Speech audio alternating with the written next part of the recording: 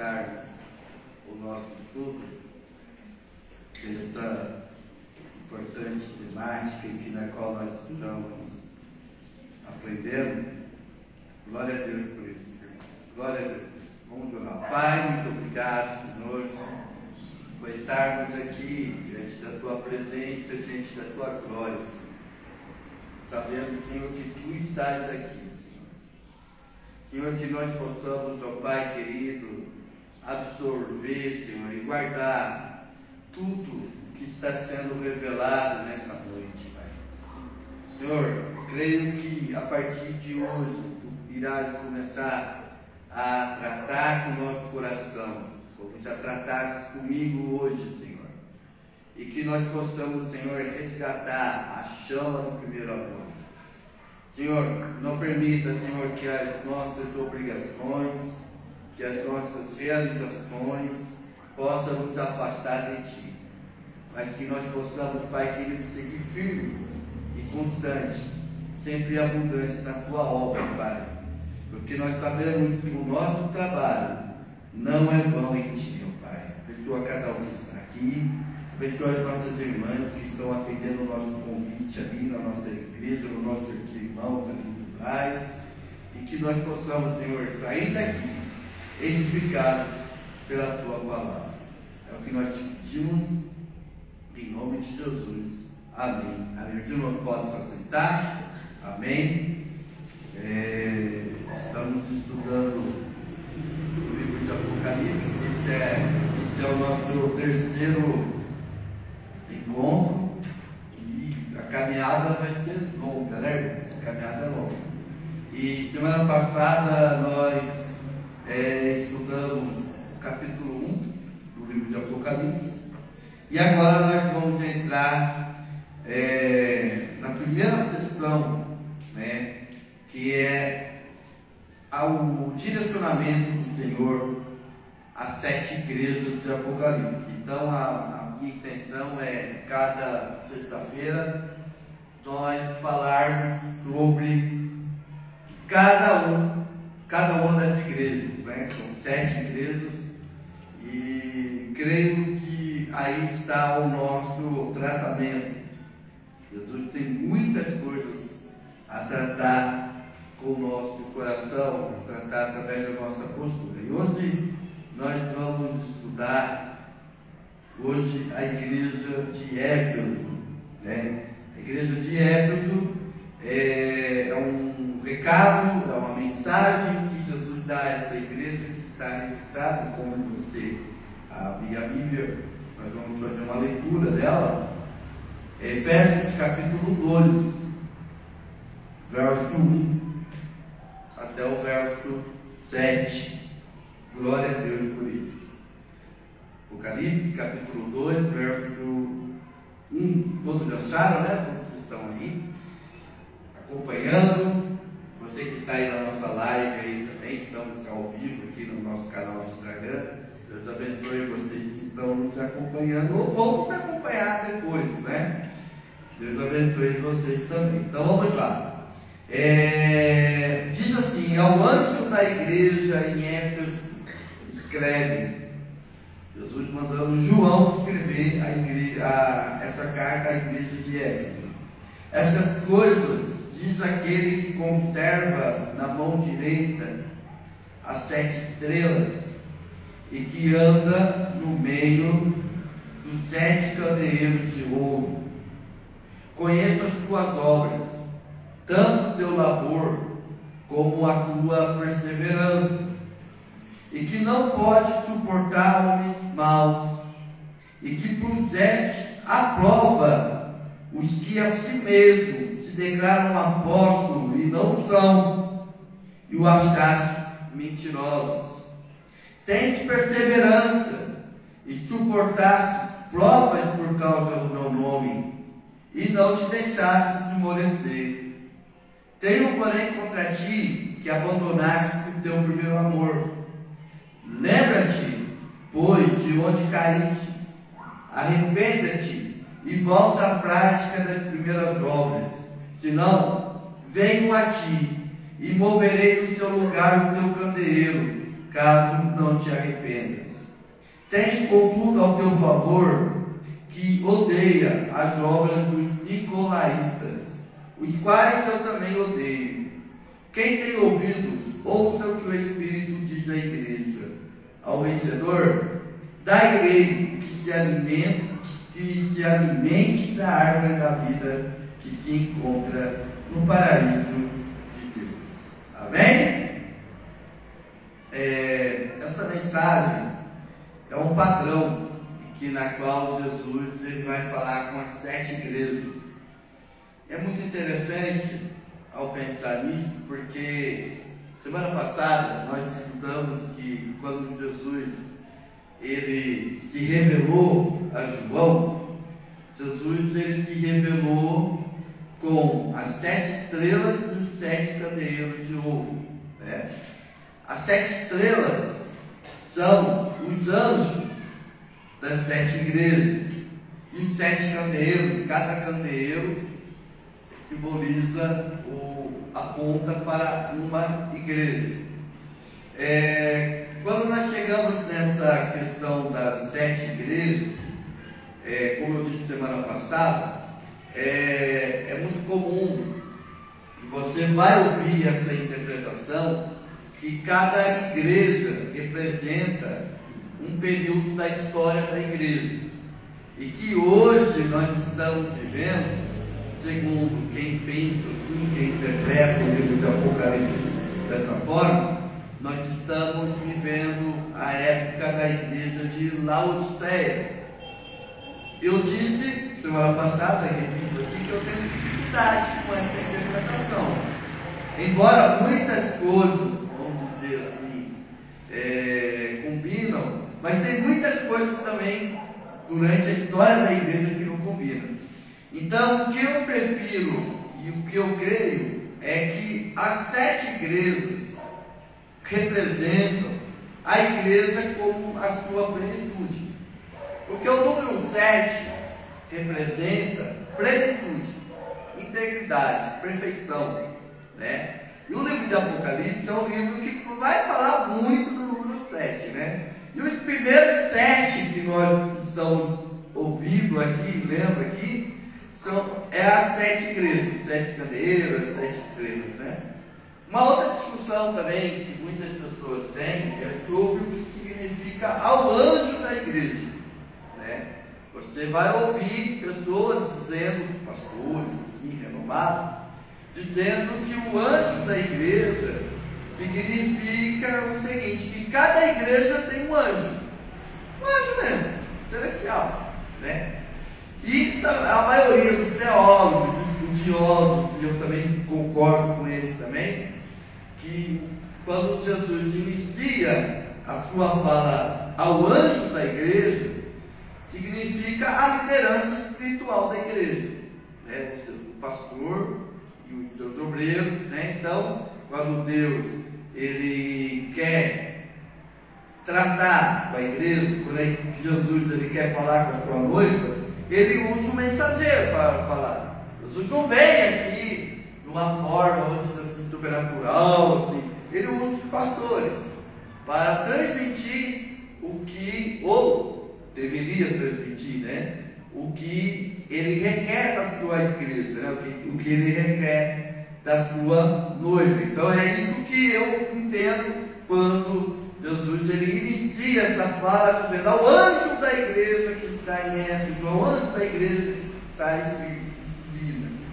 Essas 7 igrejas, na qual nós estaremos estudando, elas são cidades próximas. Eu pedi para o irmão Natanael colocar o slide como ele hoje.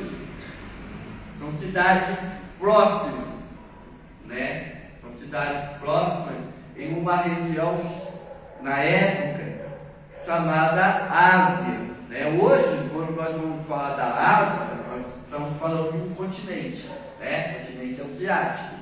Mas na época de Paulo, na época do Novo Testamento, a Ásia ela era uma província do Império Romano, que hoje nós podemos situar da atual Turquia, né? Então aqui, se os irmãos puderem enxergar, aqui estão as 7 igrejas, está vendo? Aquele pontinho que está no mar ali, ó, se os irmãos puderem fazer uma força na visão, que é a ilha de Patmos, aonde João estava, né? E no oceano, tem o oceano, e no continente nós temos aqui as 7 igrejas, na qual foi direcionado o livro de Apocalipse. Então nós temos a igreja de Éfeso, um pouquinho depois nós temos a igreja de Esmirna, que até hoje, essa cidade, de todas as cidades que existem, só Esmirna existe hoje. As outras cidades não tem mais. Não existe mais a cidade de Éfeso, não existe mais a cidade de Pérgamo, Tiatira, Filadélfia, não existe. Se existe, está com outro nome. Mas a cidade da época de João, a única que até hoje permanece, é a cidade de Esmirna, tá? Então, os irmãos percebem que cada cidade era próxima uma da outra, tá vendo? Cidades vizinhas, né? Então, isso demonstra o quê? Aponta para o seguinte fato: aponta que essas 7 igrejas, elas apontam para a integridade da igreja, né? Da igreja como na sua totalidade. É interessante pensar também que, olha só que coisa interessante, ontem, eu e o irmão Thales, nós estávamos ontem na reunião regional que tivemos ontem, e eu fiquei pensando ontem, assim, analisando, porque tem uma parte da reunião, foi a primeira reunião que eu participei, não sabia como que era. E eu fiquei analisando, assim, porque o pastor Elcio, ele deu oportunidade para cada pastor falar na sua igreja. E eu fiquei imaginando, não sei se o Thales ficou imaginando isso, mas eu fiquei imaginando, olha só que coisa. Aqui nós temos aqui, ó, Novo Horizonte, né, ó, as igrejas que tem aqui perto, a nossa Ásia aqui, ó, Novo Horizonte, Parque Nova Esperança, Bairrinho, Santa Hermínia e Dom Bosco. É isso mesmo, 5, né? E Jardim Primavera, que é o Bom Retiro, 6 igrejas. E eu fiquei vendo, cada igreja tem a sua particularidade. Nenhuma igreja aqui é igual a outra. Cada igreja tem a sua, vamos dizer, a sua qualidade, e cada igreja tem o seu desafio, né? Tem o seu desafio. E aqui não é diferente, irmãos. Olha só, muda-se o tempo, muda-se os anos, e aqui não é diferente. Ó, a igreja de Éfeso, você vai ver hoje qual é o conteúdo que Jesus usa. E o conteúdo que Jesus usa para a igreja de Éfeso não é o mesmo conteúdo, a mesma mensagem que Jesus usa para a igreja de Esmirna, nem de Pérgamo, nem de Tiatira, nem de Sardes, Filadélfia ou Laodiceia. Para cada igreja, Jesus tinha uma mensagem, tinha um tratamento, tinha um elogio, tinha uma repreensão, e para cada igreja ele dá uma promessa. Isso é uma coisa muito bonita de nós percebermos essa estrutura literária na qual o livro de Apocalipse está se mostrando até nós, né? Se mostrando até nós. E é interessante pensar também que é muito comum nós pensarmos que Jesus está lá no céu, sentado à direita do trono de Deus, e ele não está aqui na terra. O livro de Apocalipse nos mostra que Jesus, além de ele estar no céu, ele está entre nós. Ele está entre nós. A igreja, quando ela se reúne, ela não se reúne assim, como se Jesus estivesse longe. Não, Jesus está aqui. E é muito interessante que quando Jesus fala com a igreja, quando ele transmite essa sua palavra à igreja, ele acompanha e ele começa a julgar a igreja. Porque aqui nós temos 7 julgamentos. São 7 sentenças que Jesus dá para cada igreja. acontecendo comigo ao estudar esta tarde, eu comecei a estudar desde quarta-feira, e eu comecei a pensar comigo o seguinte: qual seria o julgamento de Jesus para a nossa igreja aqui? O Parque Nova Esperança. Qual seria? O que Jesus falaria de nós aqui? Será que nós teríamos apenas elogios ou só teríamos repreensões, né? Será que nós estamos falhando em alguma coisa? São essas reflexões na qual essas 7 igrejas vão nos trazer, né? E a primeira reflexão é uma igreja exemplar, uma igreja que tinha a palavra, que tinha como forte discernimento espiritual, discernimento de palavra, mas também tinha um grande defeito. De todas as igrejas, a ameaça mais grave foi para essa igreja, foi para a igreja de Éfeso. Então nós vamos tentar descobrir aqui qual é essa mensagem. Então vamos lá, acompanhando versículo por versículo, capítulo 2, verso 1, diz assim: ao anjo da igreja em Éfeso escreve, ou seja, ao pastor da igreja de Éfeso escreve a seguinte mensagem: essas coisas diz aquele que conserva na mão direita as 7 estrelas e que anda no meio dos 7 candeeiros de ouro. Glória a Deus. Então,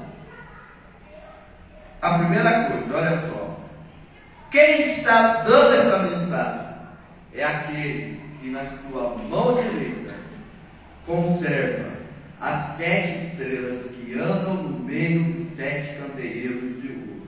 Além dele conservar os pastores, ele anda no meio da igreja. Irmãos, Jesus está andando no nosso meio. Já parou para pensar nessa verdade? Que Jesus, ele não está lá fora, ele está aqui no nosso meio, né? E quando Jesus ele anda no nosso meio, ele observa algumas coisas. Então olha só, a primeira coisa que ele observa é as nossas obras. Conheça as tuas obras, tanto o teu labor como a tua perseverança, e que não pode suportar homens maus. Então ele conhece as nossas obras, ele conhece o nosso trabalho. O que é labor? Trabalho. A igreja de Éfeso, contar um pouco da história da igreja de Éfeso. A igreja de Éfeso era uma igreja, vamos dizer assim, uma igreja, vamos dizer assim, privilegiada. Por quê? A cidade de Éfeso era uma cidade portuária. Ali havia um templo, que era o templo da deusa Diana. E esse templo da deusa Diana era um templo muito famoso, em que as pessoas iriam lá e compravam coisas, né? Estátuas pequenas. Havia ali um grande comércio nessa cidade, um comércio religioso, em virtude desse templo. O templo da deusa Diana era considerada uma das 7 maravilhas do mundo antigo, né? Tão majestoso que era o templo, né? E Paulo, na sua segunda viagem missionária, ele inaugura a igreja de Éfeso. Então, o primeiro pastor da igreja de Éfeso foi o apóstolo Paulo, né? Foi o apóstolo Paulo. Tempos depois que Paulo ele é preso, ele escreve uma epístola, ou seja, ele escreve uma carta à igreja de Éfeso, que é a carta na qual nós temos assim todo o amor e carinho por essa carta, ali que fala da batalha espiritual, de família, né? São 6 capítulos. Depois que Paulo ele faz o seu trabalho ali, a Bíblia diz que teve uma grande, essa história está no livro de Atos, teve uma grande revolta ali, né, entre a população. Paulo quase foi preso ali, quase foi morto ali, mas a igreja de Éfeso sempre foi uma igreja consistente. Depois, outro pastor famoso também, que passou pela igreja de Éfeso, foi Timóteo. Na época que Paulo ele escreve a carta de 1 e 2 Timóteo, quem que estava pastoreando a igreja de Éfeso?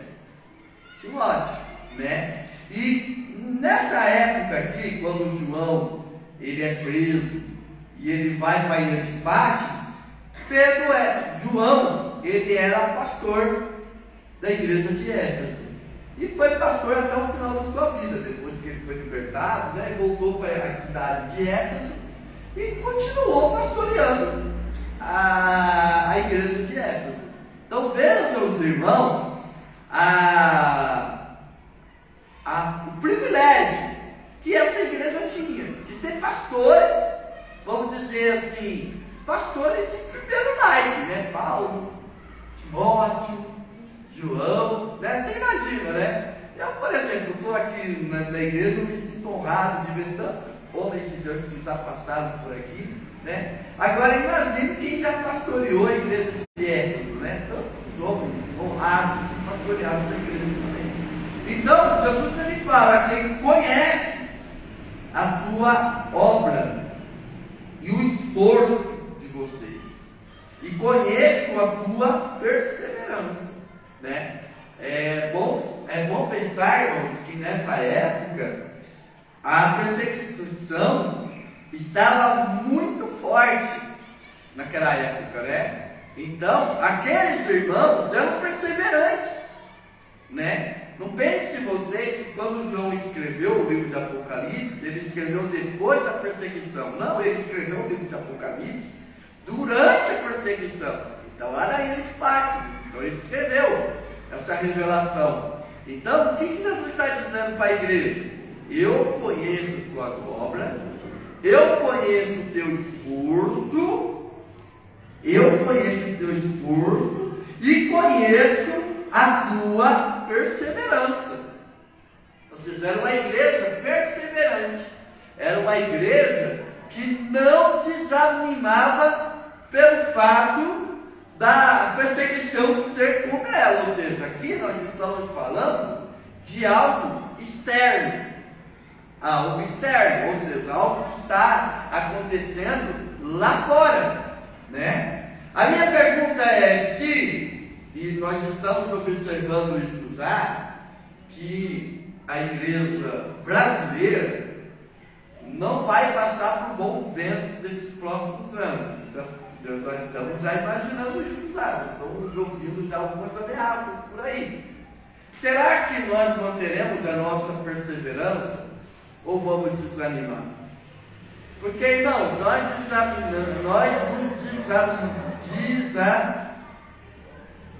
deixamos de fazer muitas coisas por poucas coisas, né? Qualquer cara feia, qualquer coisinha, eu não vou mais, eu não quero mais, né? Eu não gosto mais, não gostei do pastor, não gostei qualquer coisa hoje é motivo de parar.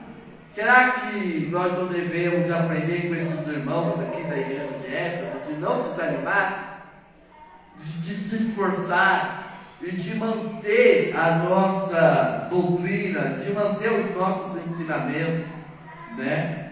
E olha só que coisa interessante. Era uma igreja que tinha um discernimento espiritual muito grande. Porque olha só o que diz o verso 2: que não pode suportar homens maus, e que pusesses à prova os que a si mesmos se declaram apóstolos e não são, e os achastes mentirosos, né? Então, apareceu pessoas ali na igreja de Éfeso que se diziam apóstolos. Não, eu sou apóstolo. Cadê a carteirinha? A carteirinha está aqui. Só que eles puseram prova. Ou seja, tiveram a preocupação de ter um discernimento espiritual. Irmão, discernimento espiritual é a nossa maior necessidade hoje. Maior necessidade hoje. Por quê? Porque hoje, irmão, infelizmente, a igreja brasileira, ela não está mais, ela já perdeu o discernimento espiritual. Porque hoje nós estamos baseando mais nas experiências do que na doutrina, do que no ensinamento da palavra de Deus. Hoje, os crentes hoje, infelizmente, estão procurando mais experiências do que conhecer a verdade. E para ter discernimento espiritual, somente com a busca e o conhecimento da palavra de Deus. Quando nós temos a busca e o conhecimento da palavra de Deus, nós temos condições de ter um discernimento. Quando nós conhecemos a palavra de Deus, nós sabemos o que é certo e o que é errado. E quando alguém vem aqui, vamos supor que vem um cidadão aqui e ele fala que ele é apóstolo, pelas palavras dele, pela leitura dele, pela postura dele, nós conseguimos perceber. Pela palavra, se nós usarmos a palavra, nós conseguimos verificar se ele é de Deus ou se ele é dele mesmo. Nós conseguimos. Então, o que está faltando hoje na nossa igreja, isso eu estou falando no aspecto geral, é discernimento espiritual. Uma igreja que é solidificada, fundamentada na palavra, ela não tem problema em ouvir. Ela julga, ela discerne, ela pondera, ela retém o que é bom e expulsa o que é mal, né? Não é qualquer um que vai vir aqui e falar bobeira, falar baboseira, falar mentira, falar heresia. Não! Se nós tivermos, como essa igreja tinha, discernimento espiritual, irmão, é como vacina.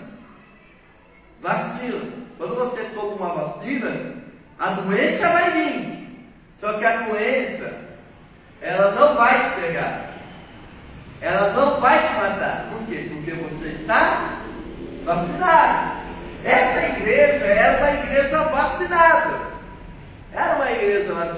Podia vir qualquer heresia de fora. Mas era uma igreja vacinada. Porque ela sabia combater. Ela sabia dizer não. E é muito interessante que Jesus fala, os estes aprova. Irmãos, nós temos que ser provados. Nós temos que provar as pessoas. Nem todo que diz Senhor, Senhor, é do Senhor. Nem todo aquele que chega assim e diz assim, eu sou pastor. Opa, vamos ver. Pela postura, pelas atitudes, né? O que ele está vivendo, o que ele diz, como que é a família dele.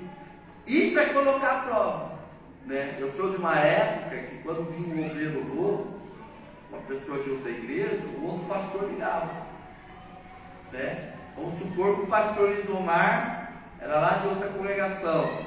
Aí veio um obreiro dele aqui, eu sou pastor, vim lá do Lindomar. O que o pastor daqui fazia? Pastor Lindomar, como é que é o obreiro aqui? Como é que é o Thales? Por que ele está vindo para cá?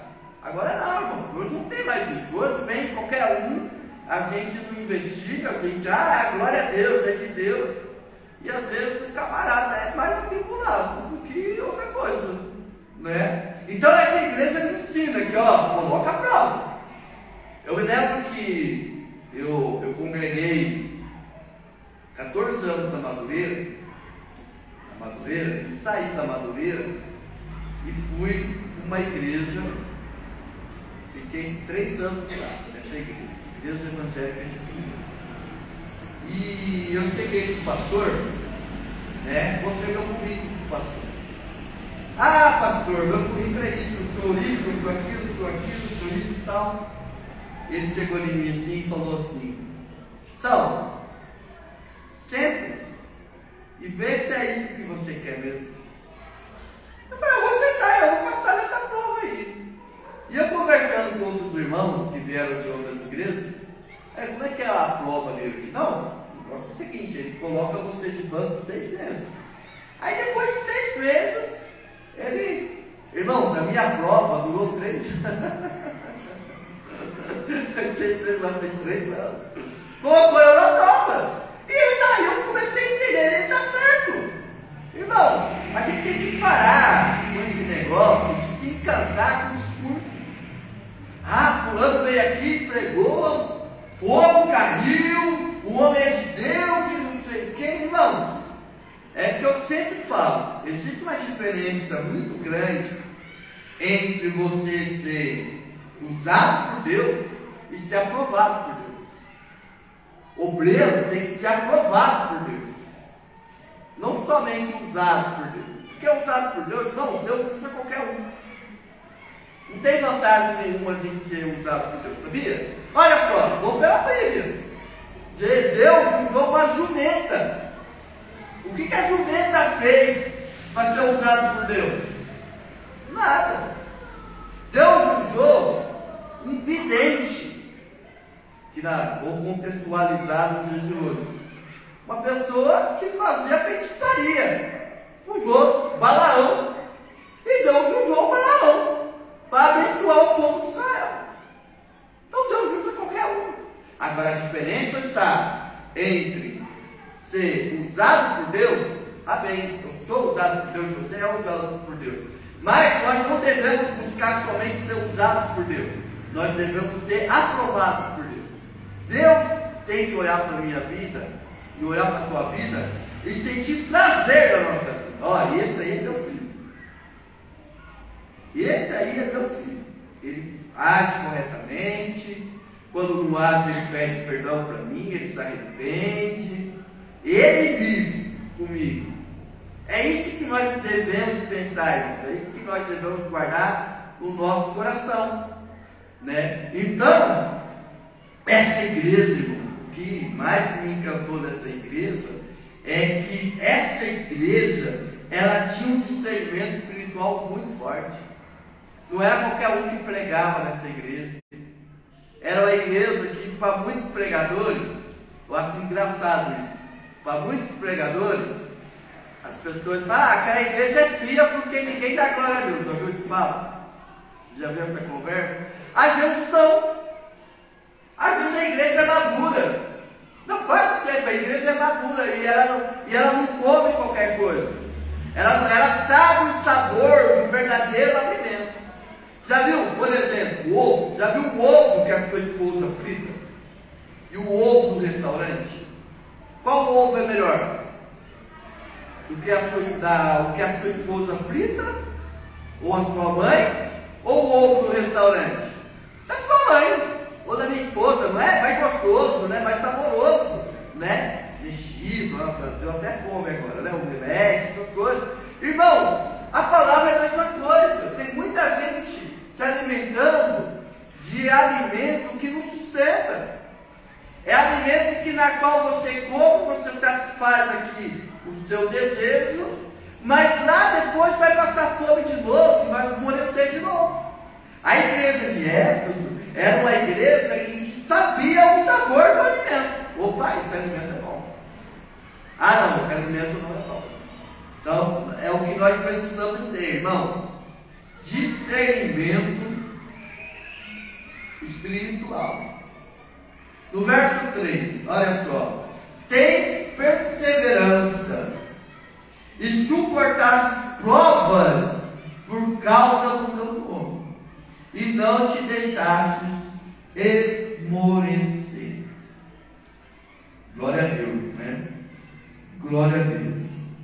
Teve perseverança e suportaste provas por causa do meu nome. Irmão, toda a igreja ela passa por provas. Toda igreja ela passa por provas. É muita. Eu não sei se os irmãos já pararam para pensar nisso. A minha primeira congregação que eu assumi, essa é a terceira da minha vida. A primeira igreja que eu assumi foi bem interessante. Eu cheguei na igreja, comecei lá, tal, pastorear. Aí Deus usou um irmão e falou assim, pastor, para mim: ó, Deus manda dizer para você que Deus vai prosperar essa igreja e Deus vai mandar pessoas para essa igreja. Quando eu assumi ali, lá no Jardim do Morumbi, havia poucas pessoas. Então realmente prosperou, né? Aí eu estava todo animado, né? Deus da promessa e tal. Aí, no espaço de um ano, Deus usou uma irmã que foi pregar ali, e ela chegou: ó, Deus manda dizer para você que vai passar um vento aqui na igreja, vai balançar tudo. Aí eu fiquei meio assim, bravo com Deus, né? Falei: Deus, eu não gosto de igreja cheia. Uma hora fala que vai lotar, uma hora que vai esvaziar. Mas não, irmão, sabe o que é? É o seguinte: não se iluda com quantidade. É isso que Deus manda dizer para nós. Não se iluda com quantidade. Não se iluda com quantidade. Porque quando Deus permite que nós passemos por um vento, quando Deus permite que nós passemos por uma prova, Deus, Ele quer extrair o que é bom e o que é ruim. Então, na hora da prova, na hora da dificuldade que se levanta muitas vezes, isso na nossa vida, mas eu estou falando no campo de igreja. Na hora da dificuldade, Deus mostra quem é quem na igreja. Então, nem todo aquele que, na hora da prova, vai embora. Então, Deus manda a prova, irmão. Deus manda a ver na nossa vida para mostrar isso para nós, né? Quando a gente está lá na alta, a gente tem dinheiro, né? Vai todo mundo na nossa casa. Ah, tem churrasco hoje na casa do irmão Reginaldo. Vamos lá. Mas e na hora da pobreza, da prova? E na hora em que na qual, por exemplo, alguém fica doente? Cadê os amigos? Cadê os amigos do churrasco? Né? Então muitas vezes Deus permite que nós passemos por prova para mostrar para nós o que é e o que não é. E a igreja de Éfeso suportou bastante prova. E qual era o motivo da prova que a igreja de Éfeso estava enfrentando? Por causa do meu nome. Jesus dizendo: olha, suportastes provas por causa do meu nome. Glória a Deus, né, irmão? Que coisa, né? Não negaram o nome de Jesus. Estavam sendo perseguidos porque o imperador se considerava Deus, e quando o imperador chegava nas casas, havia uma pressão, ele torturava, dizendo: olha, se você negar Jesus e me adorar, eu não vou te matar. Era desse jeito em que na qual os nossos irmãos da igreja de Éfeso não eram torturados. E muitos deles não negaram o nome de Jesus, perseveraram. A perseguição aqui não é pelo fato deles fazer alguma coisa de errado. A perseguição aqui está por causa do nome de Jesus. Irmão, não existe uma honra maior para um crente do que ser perseguido e morto por causa de Jesus. Isso é algo que quase ninguém fala, né? Quase ninguém fala. Não existe uma honra melhor, né? Eu não gosto muito de falar disso, mas existe uma morte boa. A melhor morte que uma pessoa pode ter é morrer por causa de Jesus. Sabia?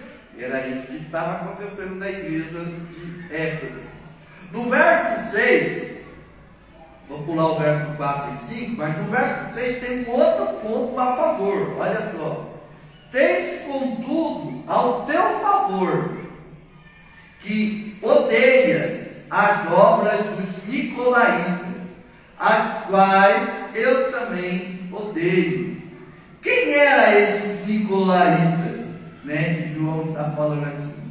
Irmão, os nicolaítas era povo que se levantou dentro da igreja. Olha só a história deles. Eu pesquisei. Os nicolaítas, eles se levantaram dentro da igreja e eles começaram a ensinar que não havia problema os crentes participar. Olha só, vê que isso não é atual no dia de hoje. Eles começaram a ensinar os crentes que, não tem problema vocês participarem de festas pagãs. Todo ano tem a festa da deusa Diana aqui. Não tem problema você ir lá comer carne sacrificada à deusa Diana. Não tem problema vocês participarem das festas, beber vinho, ficar bêbado. Não tem problema. Jesus nos deu a liberdade de fazer isso. E também não tem problema vocês praticarem prostituição. Ou seja, não tem problema vocês terem relações antes do casamento ou depois do casamento, ou trair a sua esposa. Olha só, irmão. Dentro da igreja surgiu esse povo ensinando. Não tem problema. Vocês podem até fazer, que Deus vai perdoar vocês. Será que nós não estamos vivendo ou não estamos ouvindo esse tipo de mensagem hoje dentro da igreja? Que coisa, né? Então isso não é de agora. Desde os primeiros cristãos, né? Desde a primeira geração, tem surgido essas mensagens dentro da igreja. Não é fora, não é alguém que veio lá de fora e veio aqui e falou isso. Pessoas daqui dentro da igreja, né? Pessoas daqui dentro. Então olha só, tem contudo ao teu favor que odeia as obras dos nicolaítas, os quais eu também odeio. Olha só, Jesus dizendo que esses tipos de mensagens ele também odeia. Ele também odeia, né? Mas essa igreja tinha um grande defeito. Essa igreja tinha um grande defeito. Verso 4. Tenho, porém, contra ti que abandonastes o teu primeiro amor. Tenho, porém, contra ti. Vocês são perseverantes? Vocês são guardiões da sã doutrina? Vocês não se encantam, não se envolvem com qualquer um? Mas eu tenho contra ti que vocês abandonaram a essência. Ou seja, vocês são uma igreja de obras. A sua obra é perfeita, mas a sua essência ficou lá atrás. A essência, a alegria, a postura de vocês ficaram lá atrás. Ou seja, vocês não fazem mais as coisas por amor. Vocês fazem as coisas por rotina. Vocês fazem as coisas no automático. Já viu quando a gente entra no automático das coisas? A gente não vê mais a emoção. E isso, irmãos, vou dar vários exemplos. Por exemplo, no casamento. Já viu que isso muitas vezes nós vivemos no casamento? Né? Aproveitando que as irmãs estão fora e nós estamos aqui, né? Os casados aqui. Vocês perceberam que muitas vezes nós caímos nesse erro da igreja de Éfeso? Porque a gente acha que só pagar a conta, dar um presente para a esposa, está tudo certo. Né? Só em fazer. Trabalhar, responsabilidade, chegar em casa, está aqui o pão, está aqui o arroz, as contas pagas, está tudo certo. Só que o que acontece? A gente pode se surpreender. Um dia você chegar na sua casa e a sua esposa chegar para você e falar: estou indo embora. Mas por que você está indo embora? Estou indo embora, você não me ama mais. Mas como que eu não te amo? Eu pago as contas. Olha a cabeça da gente, né? Eu pago as contas. Tudo que você precisa eu dou. Não é essa a conversa que a gente faz? E o que a esposa fala? Não, mas você não me ama mais. Você nunca mais falou para mim, eu te amo. Você nunca mais me olhou com o olho, né? Com o olho do amor. Você olha para mim com o olho da obrigação. Aliás, eu mando mensagem para você, você chega para mim, o que você quer? Você não diz, oi meu amor, como que tá? Você tá bem? Não. O que você quer, mulher? Eu já vi uma vez, eu estava conversando com o irmão, hein? A esposa dele ligou para ele e ele falou assim, o Jararaca está aqui ligando. Jararaca. A esposa dele, olha só, que coisa terrível, né? E a minha pergunta vai mais além, será que como igreja nós não estamos assim também? Fazendo as coisas só no automático? Eu estou dando estudo aqui no automático, né? Eu estou aqui fazendo as coisas no automático. Eu sei o que é certo, está certinho, está padrão, mas cadê o primeiro amor? O que é o primeiro amor? Vamos pensar, o que é o primeiro amor? Lembra quando você começou a sua caminhada cristã? Como foi a sua caminhada cristã? No começo, né? Irmãos, no começo, eu não via a hora do culto começar. Eu queria estar aqui. No começo, quando alguém chegava para mim e dizia assim, Saulo, vai ter oração no monte. Largava tudo e ia. Saulo, vai ter evangelismo, domingo, 2 horas da tarde. Opa! Vamos lá. Cadê o folheto? Não tem folheto, vai ser boca a boca. Demorou. Não é assim? Né? E hoje, por que a gente não está assim? Vou marcar evangelismo domingo, 2 horas da tarde. Qual que vai ser a postura dos crentes? Rapaz, tanta hora para fazer evangelismo, vai fazer evangelismo 2 horas da tarde. E o meu sono, né, meu amor? E o meu sono da tarde? Não é assim?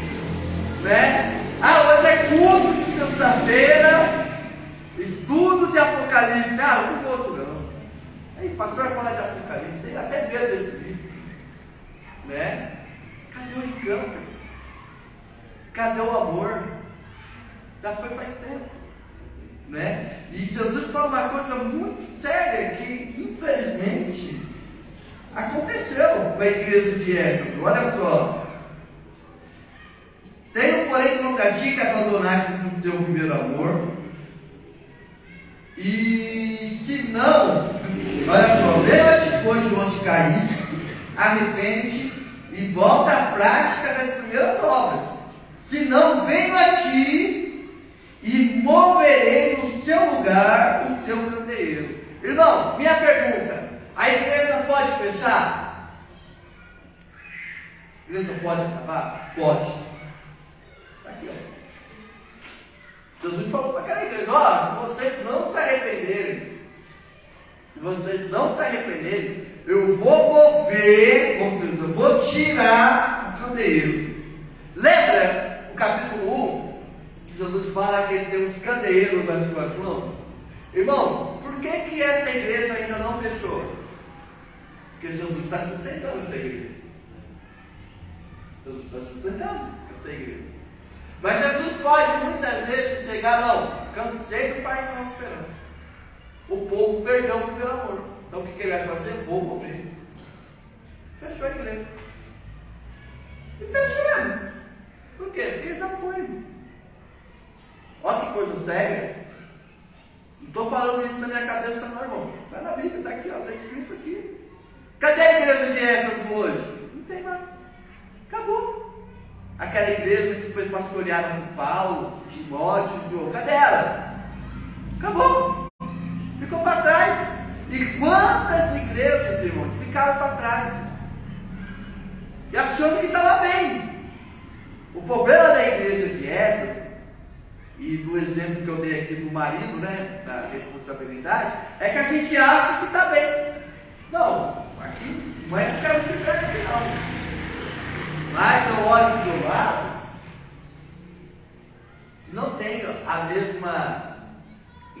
intensidade que eu tinha no começo. Não tem. Irmão, você pensa que eu estou falando isso com vocês, mas Jesus falou muito forte comigo, irmão. Eu estou aqui com um coração quebrantado por dentro, porque eu fiquei pensando onde foi parar o meu primeiro amor. Estou falando por mim. Meu primeiro irmão, olha só o que aconteceu comigo. Eu lembro que quando eu comecei o ministério,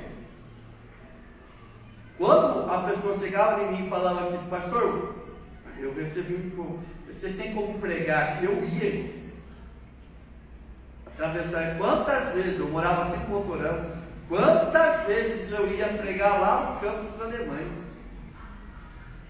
Pegava esse ônibus aqui, o 240 aqui, vai cheio, demora uma eternidade para chegar lá, né? Eu ia com todo amor e carinho, chegava 1h da manhã em casa, meia-noite e meia em casa, estava feliz.